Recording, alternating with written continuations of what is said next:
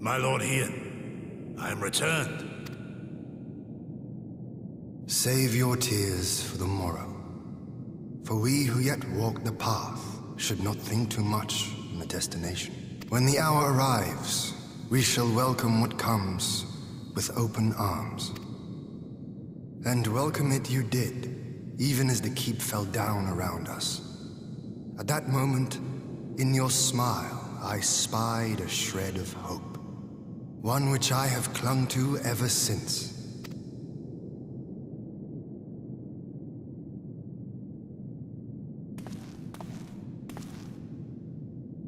Gosetsu, full glad am I to see you alive and well. We have played this scene before, have we not? Though this time our roles are reversed. That they are. Meaning you know how I feel. Wholly at a loss for words. Welcome back, old friend.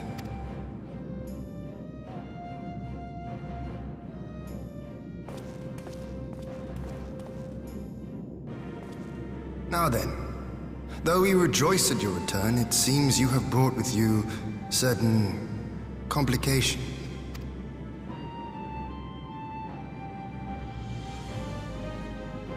Rise, my friend. Tell me everything.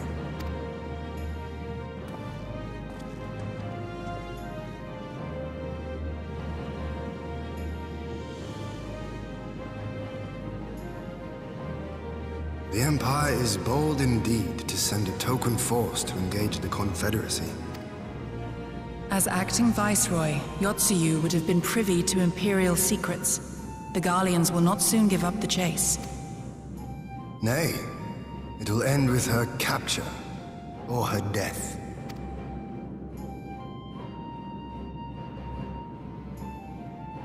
Are you a friend, too? She claims to have lost her memory, though I know not if she speaks true.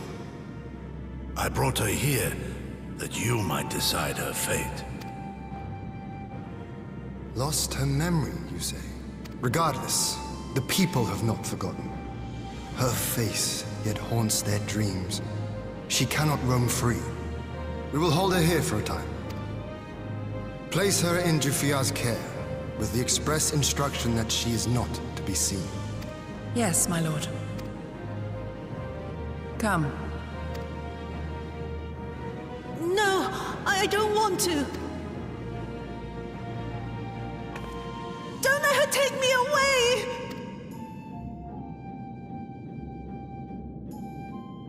It's all right, Tsuyu. I will come with you. Be a good girl, and listen to Yugiri.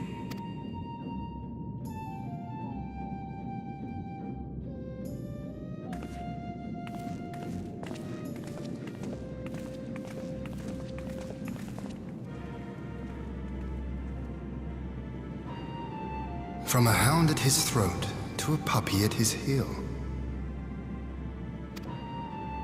If this is an act, it is a remarkable performance.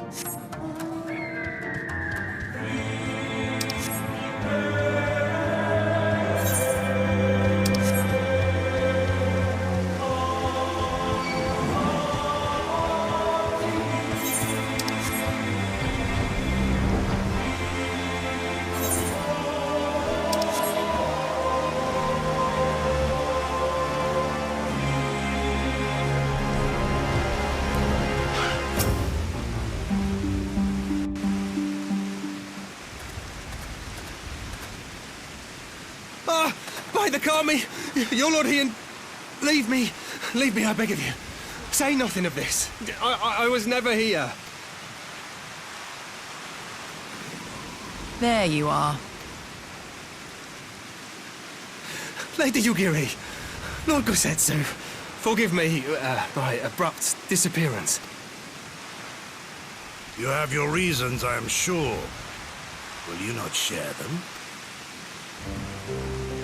I was her master when she was yet a courtesan. By the Kami. She worked in my establishment. Her father was a regular client of mine. One day, quite without preamble, he offered to sell her to me. Yeah, she may be no maiden, he said, but she has some use left in her. He sold her short. When I first beheld her, I was struck by her beauty. And yet, behind her eyes there was an emptiness. It was as if she had given up on life. She seemed more a doll than a woman. It was no profession for her. But I knew she would be popular. And so it proved. Men flocked to drown themselves in that cold, bottomless gaze. The rest you know. She became an Imperial informant and for her loyal service won the office of Acting Viceroy. While you came to serve the Liberation Front. 'Tis said that the atrocities Yotsuyu committed were driven by vengeance. If so, I bear part of the blame for creating the monster she became. Joining the front was meant to be my atonement. But the truth is, I am a coward, whose only thought was to escape her wrath. Then as now. I see. Then I shall recommend that you be assigned to a new post.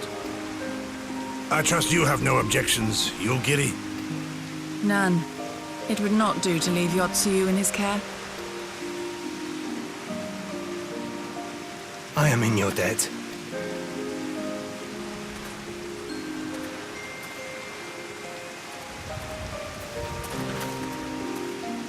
Who is it that you seek to protect, Gosetsu?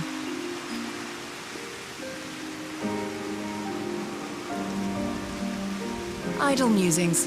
Pray, pay me no mind.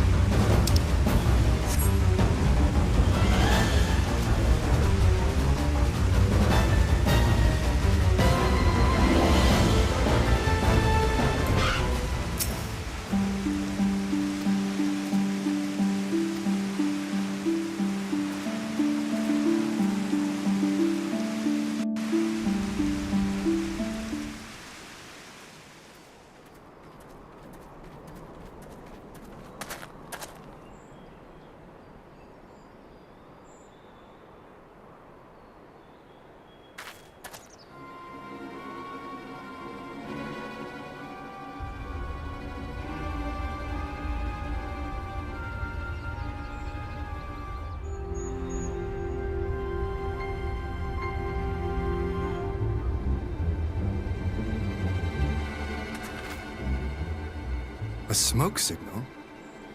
Thoughts, Yugiri? In former times, such signals were used to announce the coming of an emissary of peace. In Doma, at least. But could that truly be their intent? Who can say?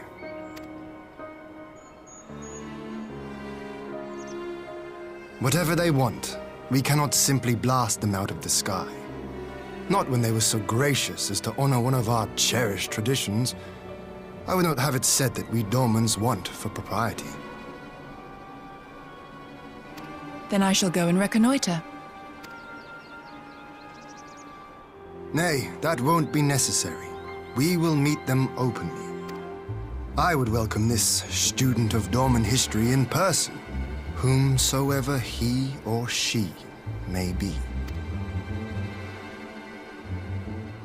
As you wish, my lord. I shall arrange for a signal of our own to be fired in answer.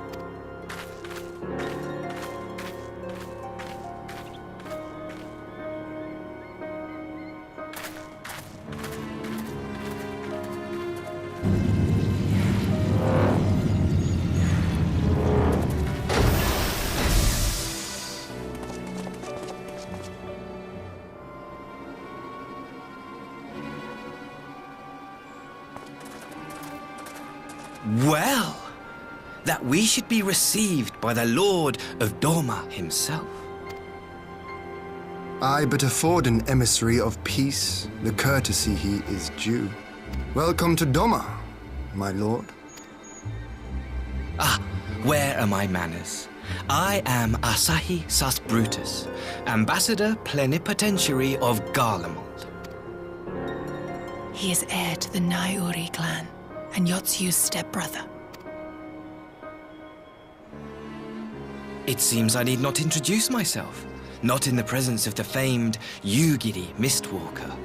Your skills as a shinobi are known far and wide, my lady. It is true, the former acting viceroy is my sister.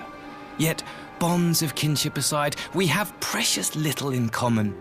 As will soon become plain, I come not to sow strife, but to end it.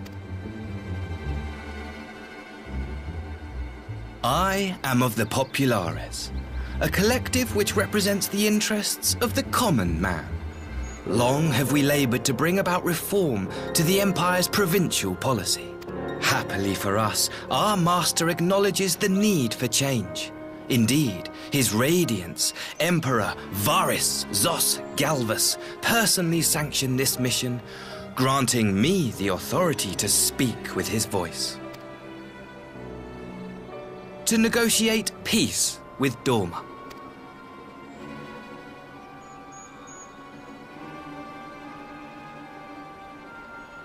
Well then, we have much to discuss.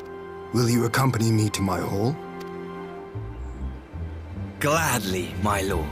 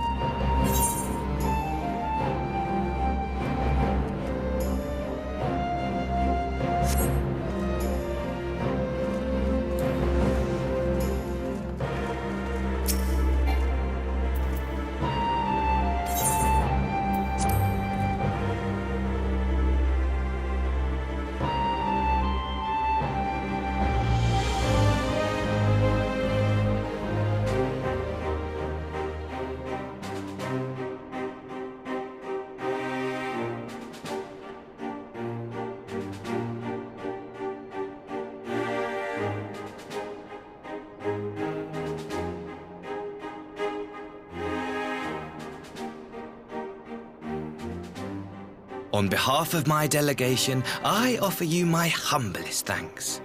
Never did I imagine that I would meet the gallant and noble Lord of Dorma himself, nor be welcomed into his magnificent hall. You'll forgive me if we forgo the pleasantries. You say you are come to negotiate peace. Unless I am mistaken, such negotiations are typically conducted between sovereign nations. I was not aware that the Emperor had recognized Dorma's sovereignty. His Radiance has yet to do so, that much is true.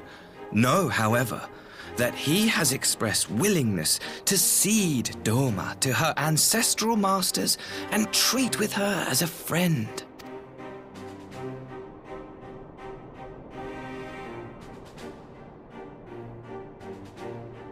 Since the days of Emperor Solus, the Empire has aggressively expanded its territory. While you may not agree with our founding father's policy of expansion, I believe there is room for discussion on the matter of his lifelong goal, to rid the world of icons.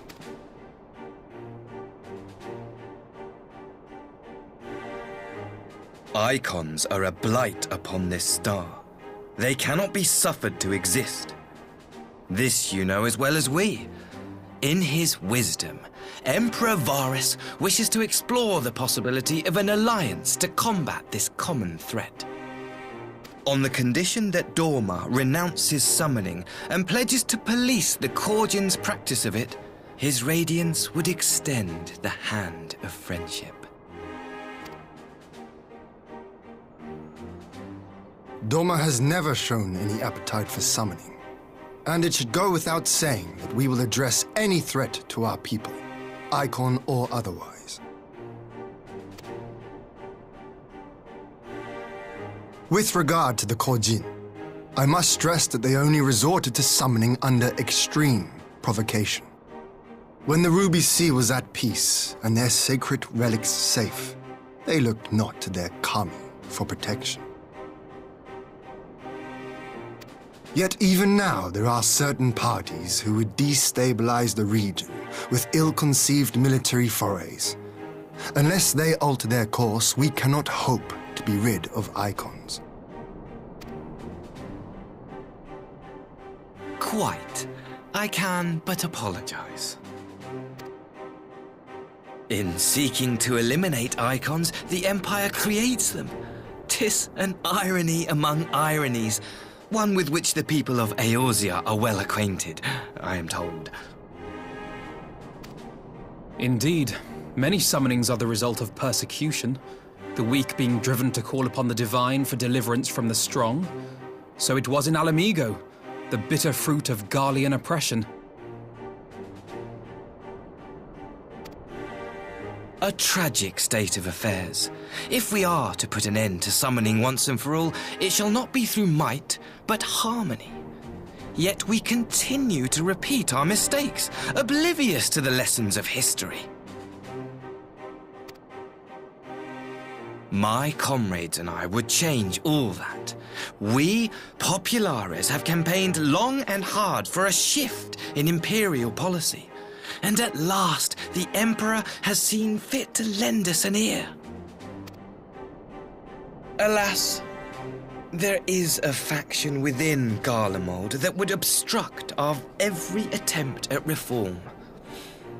A collection of pure-blooded Garleans who seek to consolidate their own supremacy. The Optimates.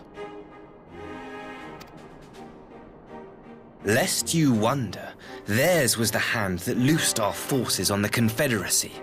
'Twas a regrettable incident, one that flies in the face of everything we believe, and I swear to do all in my power to prevent a reoccurrence.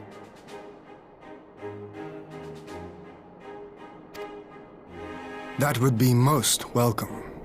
But if I may speak plain, if the Empire itself is not of one mind, how can we be certain that any peace we negotiate will be honored? I cannot blame you for doubting us. Indeed, I should find it strange if you did not. And so, in the name of building trust, I would like to make a proposal. A prisoner exchange.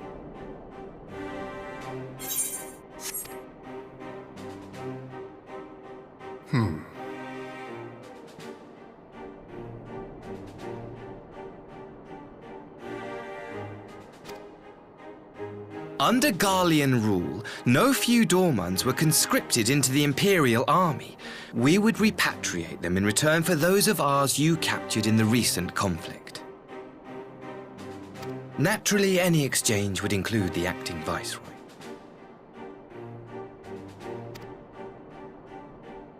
Yotsu? What makes you think we have her?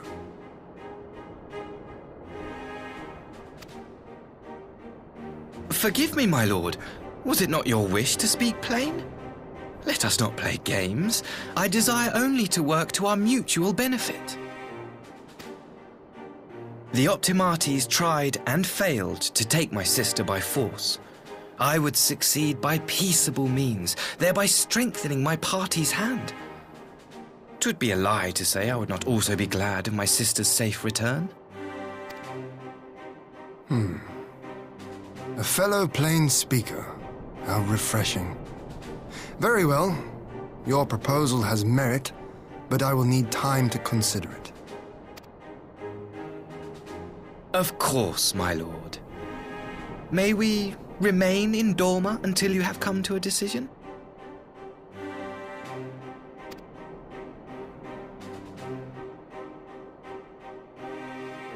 You shall be our honored guests. Yugiri, I leave the ambassador and his retinue in your care. See that they are well looked after.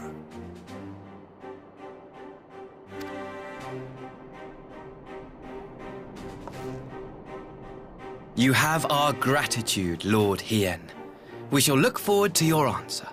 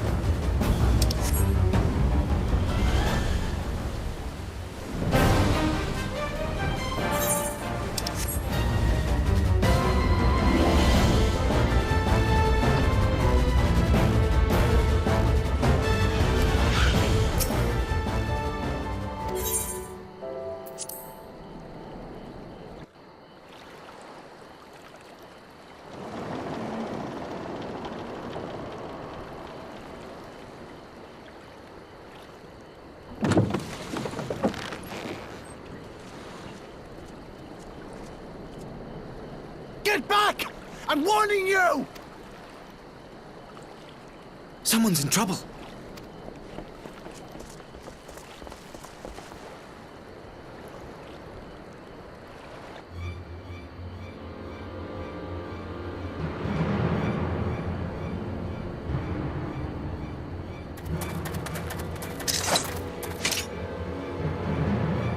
Are you all right? Hi.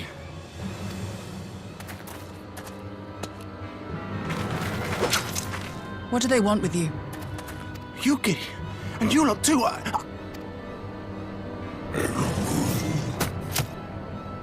I don't know. We were returning from the Enclave when they came at us.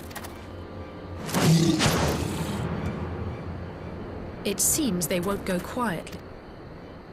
And neither will we.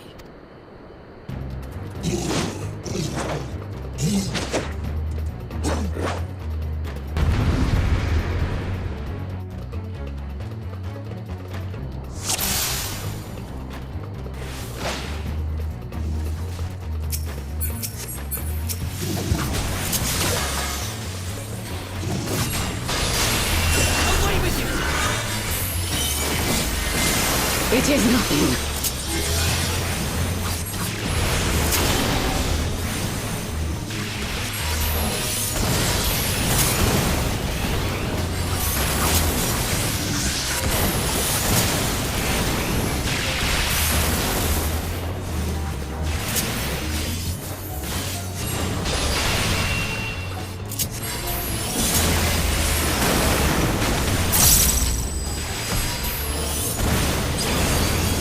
Leave this to me.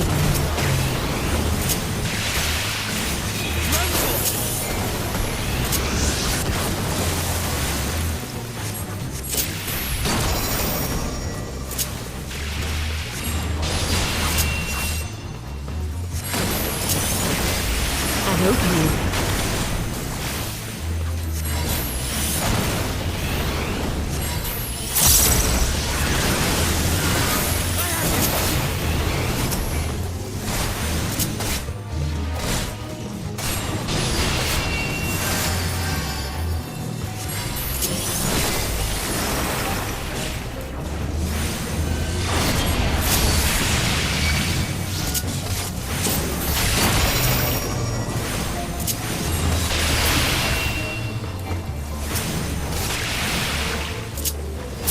The art of my forebears.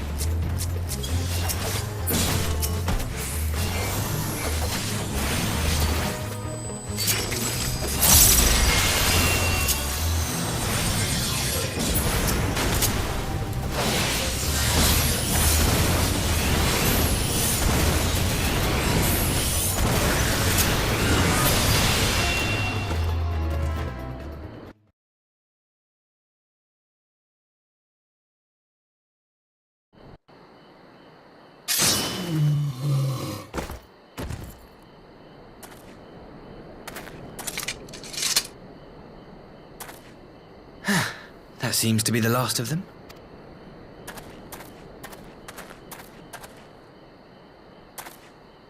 You have nothing to fear, child. You are safe now.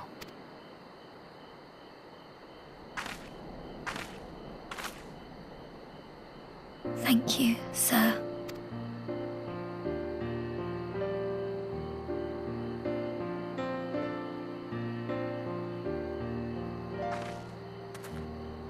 You saved us again. Thank you. If you're ever passing by our village, look us up. You'll always be welcome.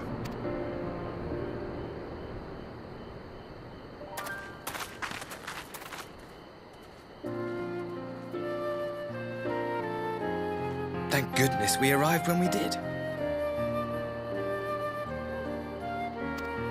Indeed. But what could have prompted the Red Kojin to stray so far from the Ruby Sea?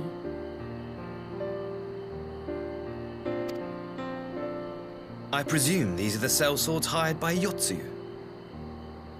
If so, the answer is simple. Desperation. Bereft of imperial employment, they seek other means to line their coin purses. Another sad legacy of the Empire's mismanagement.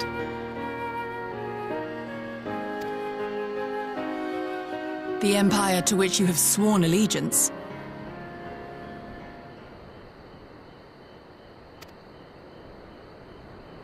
Must you always be so pointed?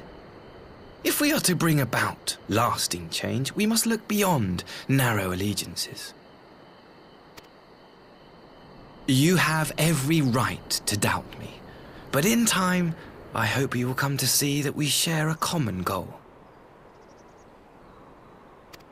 You and yours have fought fiercely to change the Empire from without, but if we are to end the cycle of conflict, the Empire must change from within. Am I wrong?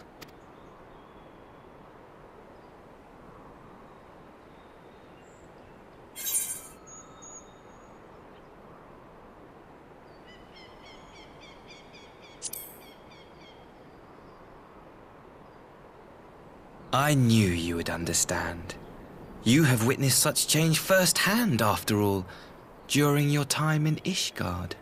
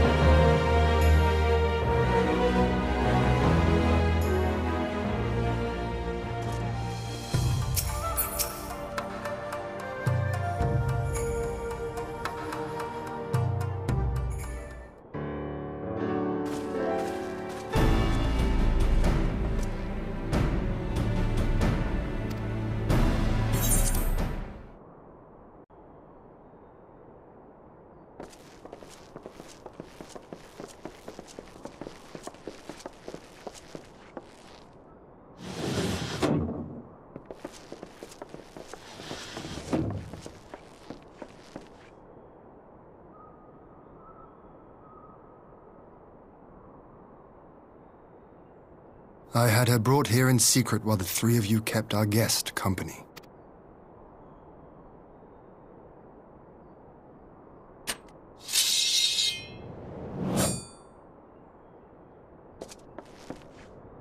The world has not been kind to you, it is true. But that does not excuse your sins. You should be at the bottom of the river. Yet here you are, the living, breathing proof of my failure. A failure for which I would now make amends. What did I do? I don't remember. Was it really so terrible? Tell me, please! What did I do? You speak of sins, my lord. But at whose feet do those sins lie? With the soldiers who committed the crimes, or those who commanded them to do so? With both, I would say. For all have a conscience, and all must choose. But with no memory of who she is, or what she has done, what sin remains to be cleansed? You ask that I show mercy.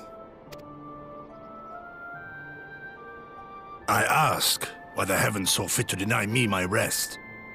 Why Yotsuyu was spared not only death, but the bitter memories of her life.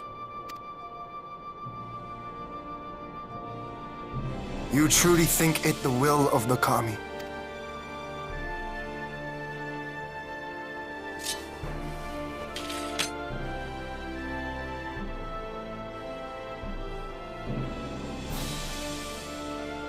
If so, her life is not mine to take. It is yours to safeguard.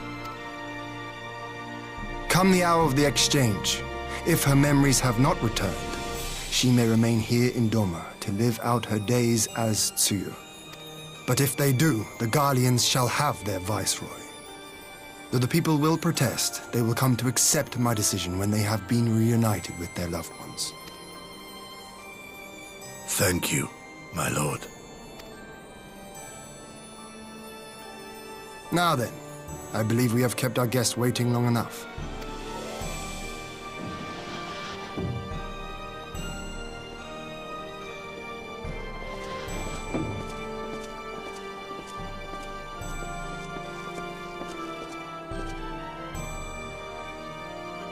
Did Gosetsu not seem strange to you? His sympathy for Yotsuyu, pardon me. I know his powers of endurance only too well, but after all he has suffered, even he should not be on his feet. He puts on a brave face for our sakes, but it would not surprise me if he lacked the strength to raise his blade. Though I suppose if he and Yotsuyu are to enjoy a life of peace and quiet, he will have little use for it. It falls to us to shape that future, one in which he need never again set foot on the battlefield.